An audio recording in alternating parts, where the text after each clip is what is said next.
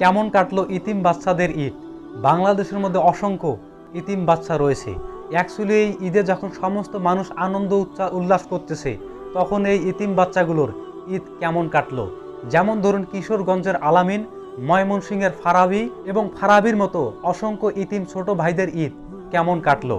তাদের স্বপ্ন এবং তাদের আকাঙ্ক্ষা খুব ছোট্ট, কিন্তু তাদের এই খুব ছোট স্বপ্ন এবং ছোট আকাঙ্ক্ষা পূরণ হওয়ার মতো কোনোই যেন সম্ভাবনা নেই। আর এই সম্ভাবনা থাকবেই বা কী করে, তারা ইতিম, তারা থাকে ইতিমখানায়।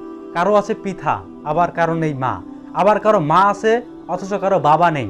আবার কারো মা এবং বাবা পৃথিবীতে দুজনকার একজনও বেছে নেই।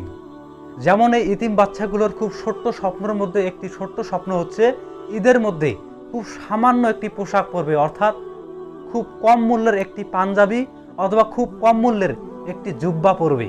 কিন্তু এই স্বপ্ন থাকলেও এই স্বপ্ন পূরণের কোনো সম্ভাবনা নেই। যেমন ময়মনসিংহের আবু তালহা, এই ছোট ভাইটির স্বপ্ন হচ্ছে যে এই ঈদের মধ্যে সে কাচ্চি বিরিয়ানি খাবে। কিন্তু এই স্বপ্ন এবং মনের মধ্যে এই আকাঙ্ক্ষা থাকলেও এই আকাঙ্ক্ষা পূরণের তারও কোনো সম্ভাবনা নেই। থাকবেই বা কীভাবে। তৃতীয়ত হচ্ছে ইতিম এবং 18 পারা কোরআনের হাফেজ এই ইমাম ফারাবি, এই ছোট্ট ভাইটির তার পিতা রয়েছে, কিন্তু তার পিতার সঙ্গে তার কখনোই দেখা হয় না ইতিমখানার মধ্যে। এরকম অসংখ্য ইতিম বাচ্চা রয়েছে বাংলাদেশের মধ্যে। তাদের ঈদগুলো কেমন কাটতেছে, অ্যাকচুয়ালি এগুলো মানুষ, খুব কম সংখ্যক মানুষই এই বিষয়গুলো আজকে মানুষের সামনে উপস্থাপন করতেছে এবং তাদের খোঁজ খবর রাখতেছে। প্রিয় দর্শক, আমাদের মধ্যে অনেকেই রয়েছে যে আমরা হাজার হাজার টাকার মার্কেট করেছি, হাজার হাজার টাকা ব্যয় করেছি শুধুমাত্র ঈদকে একটু আনন্দময় গড়ে তোলার জন্য।